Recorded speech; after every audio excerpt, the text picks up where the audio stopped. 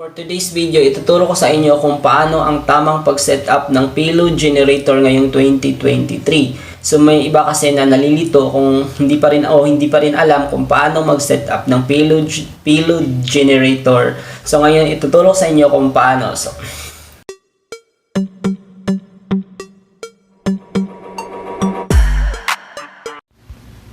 So ayan guys, open nyo yung payload generator nyo sa HTTP injector.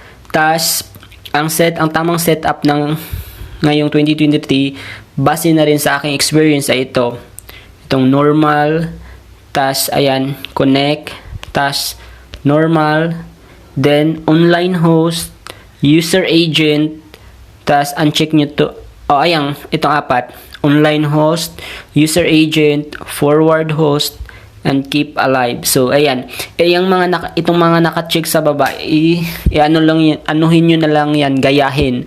Tas yung sa taas naman, yung normal is yun na yun. So 100% assured na gagana yan guys. So salamat sa panunood and subscribe na rin. So ganun lang kadali guys mag-setup ng payload generator sa HTTP injector ngayong 2023. Tas subscribe na rin kayo guys para ganahan akong gumawa ng iba pang mga tutorial na related sa topic na to. Thank you.